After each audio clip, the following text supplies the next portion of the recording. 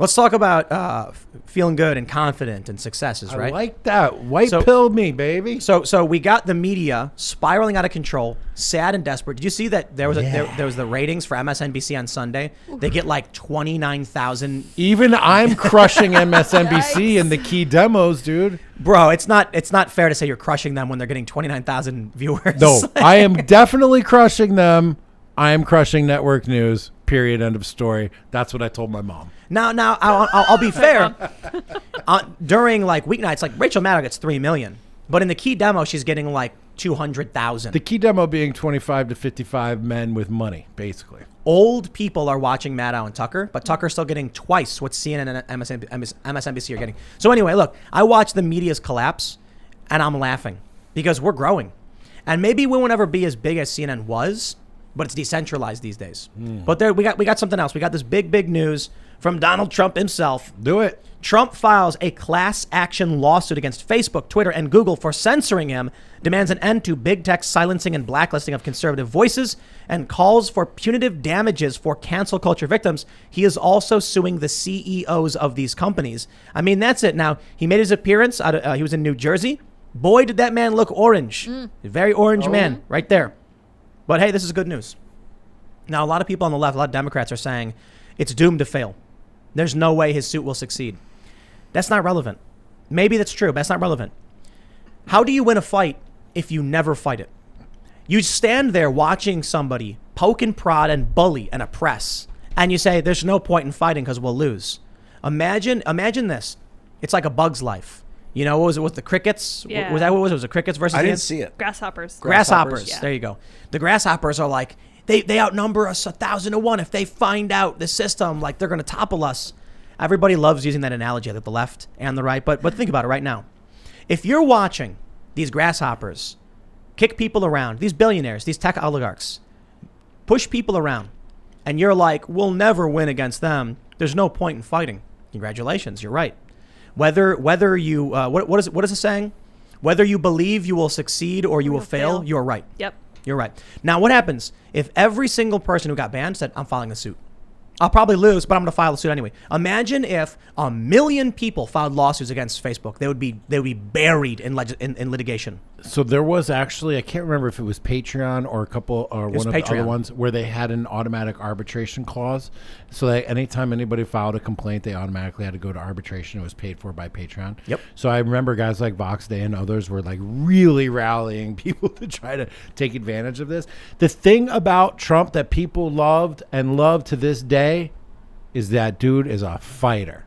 Okay? He will fight. He's not going to take it. He's going to fight. He made a lot of mistakes, though. He could have fought better. Oh, of course. But he's at least trying something. Right? He's just trying something. And, you know, the first thing that you do in a lawsuit like this is you do the spaghetti thing. You throw the spaghetti up against the wall. Yeah. You cite all the people individually, all of them personally, all of their associates, all the different entities. And then you force the other side into having to now make arguments as to why they need to dismiss this guy and dismiss that guy. They spend money. There's discovery. It's all part of the normal process. Now, I have no idea the legalities of this. Will Chamberlain probably be the best person to talk to about this, or Ron Coleman and those guys who know, how these lawsuits are going to go. But I like the energy. Fight back, man. Fight back. They obviously colluded. Right. I've talked to Will, who's very smart. He's a lawyer, so he knows a lot about this. And I've brought up a lot of things to him where he says, that's no good, that's no good. And I don't know, maybe a judge will agree with that one. That right there, whether or not you get a judge to agree with you is the biggest question. Did you make a good enough argument to convince a judge? And what I've seen across the board, from defamation lawsuits to censorship lawsuits, is the lawyers have made really bad arguments because they fundamentally don't understand what they're talking about. No, I mean no disrespect to a lot of these lawyers, because some of them have done good lawsuits that got thrown out, but they don't understand the nature of the system. They don't understand the attack vectors. I think Wikipedia may be one of the best, one of the weakest platforms that could create a hole in the whole 230 argument and defamation specifically. So tell me, I got Larry Sanger coming on tomorrow. Wikipedia. When you go to wikipedia.com, I love pulling up James O'Keefe. Let me pull up James O'Keefe on Wikipedia. Veritas is probably about. I'm sure it says very nice and honest and true things about. That's James. Exactly the point. Yeah. So let me actually. James O'Keefe's has got a lot of bad things in it. It's framed, kind of very poorly. But actually, let me pull up Project Veritas. Do they have? There we go. Because Project Veritas, according to Wikipedia, is a far-right activist group founded by James O'Keefe. It produces deceptively edited videos, undercover operations. We've talked about this a bit. Like, I like using Veritas specifically because it's all lies and opinion.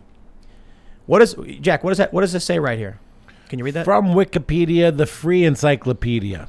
Oh, it doesn't say from, Mega Dude 539. It doesn't say from @JackMurphyLive, does it? No. This article is from Wikipedia. Project Veritas. Free encyclopedia. From Wikipedia. So who's responsible for that defamation? I would say Wikipedia. I would argue that. I'd say so. And I think you need to sue on that grounds.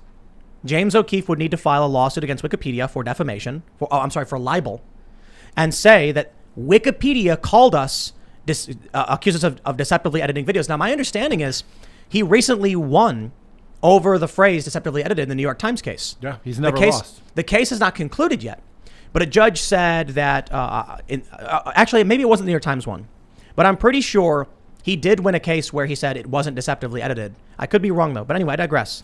I love the way that they've got citations for far right and then deceptively edited. That's the way that they're going to get out of it, right? They're going to go to that citation. We're just citing I don't think that major news sources. I think an argument has to be made. You got to go to court. You know why? If Ian comes to me and says, Jack Murphy can't do a backflip, and then I go, Jack Murphy can't do a backflip, it's a fact. Yeah, Ian told me. You're responsible for that if you did that. Just because Ian told me, and then I go out and say it, and it's a fact, doesn't mean the responsibility doesn't fall on me anymore. Well, I'm going to talk to Larry Sanger, co-founder of Wikipedia, tomorrow on Jack Murphy Live. Check it out on YouTube.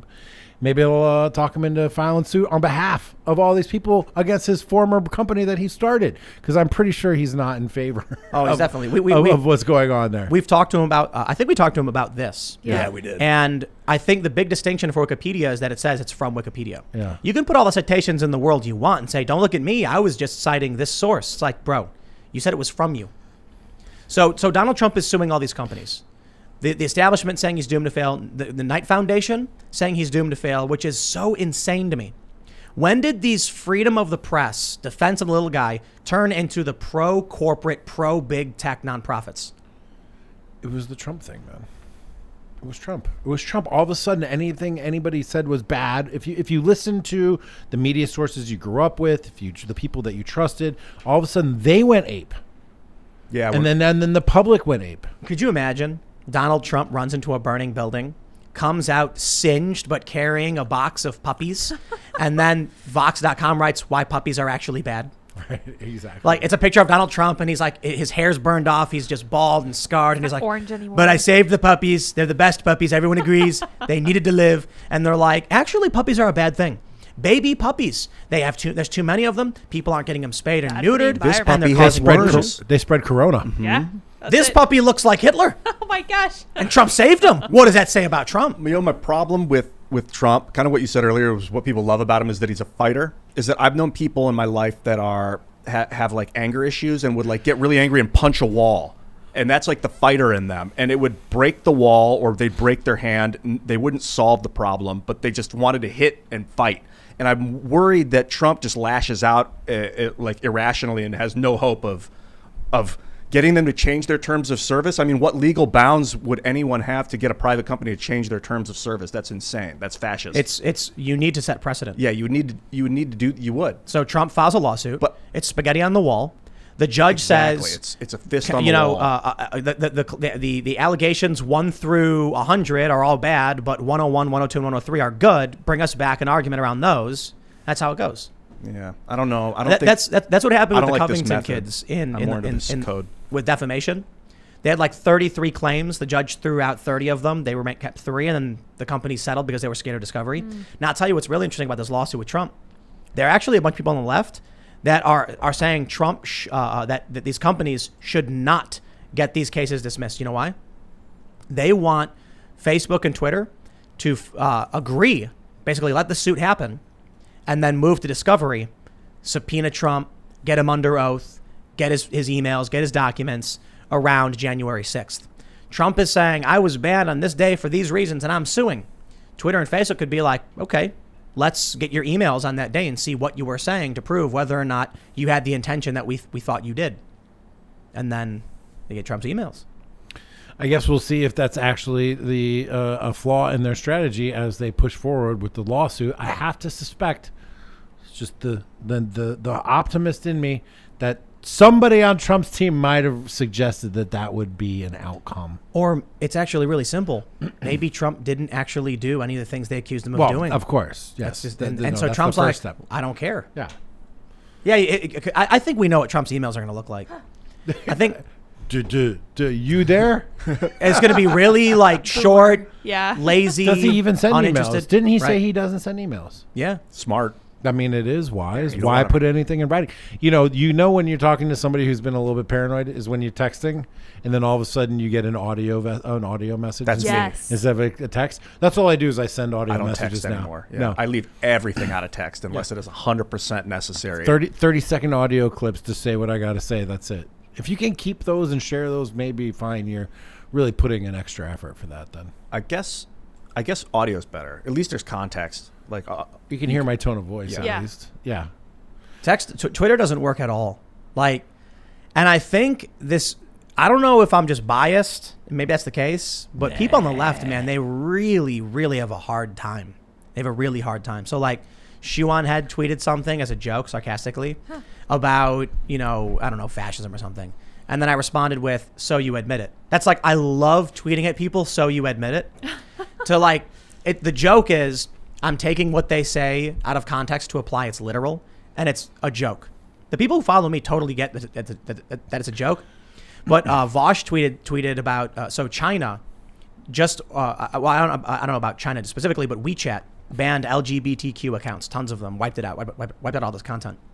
And Vosh tweeted, this is the right move in furtherance of glorious communism, long live President Xi Jinping. Obviously, he's not being serious. So you admit it, eh? That's what I said. So I tweeted, so you admit it. And then immediately, I knew I had to do this. I replied with, before anyone thinks either of these tweets are real. Right. I knew he was joking. Like, he's not praising Xi, he's making a joke. And then I responded with the joke, obviously.